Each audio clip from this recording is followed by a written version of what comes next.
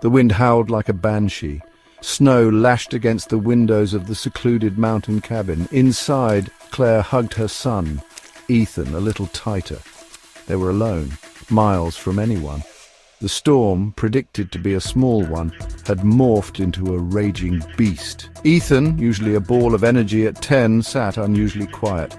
He stared out the window. The swirling snow made it impossible to see more than a few feet. The power flickered. Claire's heart jumped. "Don't worry," she said, forcing a smile. "Just a little storm." But her words rang hollow, even to her own ears. The wind seemed to mock her, rattling the windows with renewed fury. A loud crack echoed through the cabin as a tree branch snapped outside. Ethan flinched. Claire felt a shiver crawl down her spine. It was going to be a long night. The inevitable happened. The lights went out, plunging them into darkness. Ethan whimpered. Claire fumbled for the lantern, her hand trembling.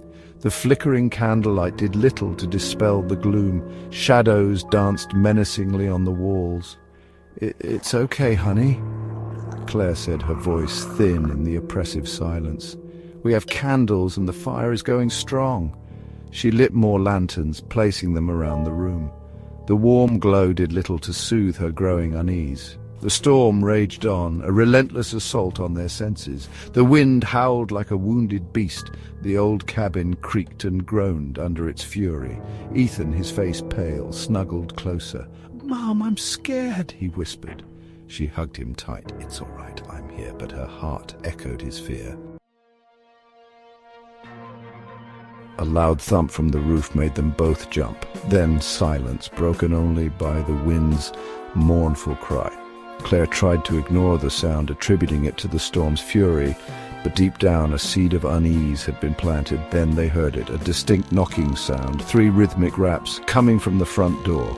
Ethan's eyes widened. "Mom, did you hear that?" Claire, her heart pounding, strained to listen. The knocking came again, more insistent this time. Curiosity warred with fear.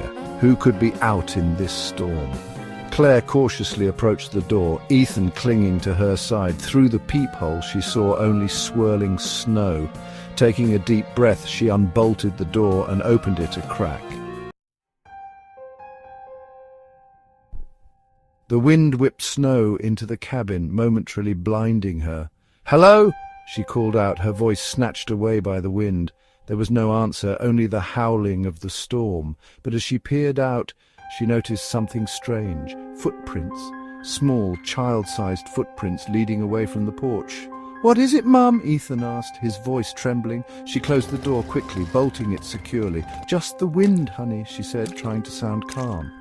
But her heart hammered in her chest. There shouldn't be footprints out there.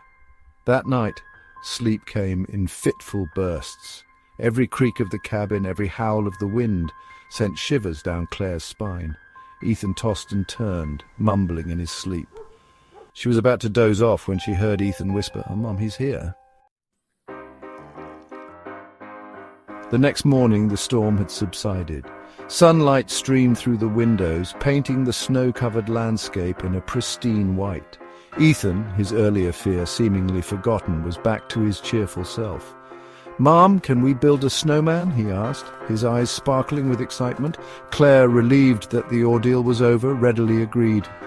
They bundled up in warm clothes and ventured outside. As Ethan rolled the snow, Claire noticed something odd. Standing at the edge of the woods, staring at them with coal-black eyes, was a snowman. It wasn't the fact that there was a snowman that was unsettling. It was the way it was built. The snowman was almost human-like in its features.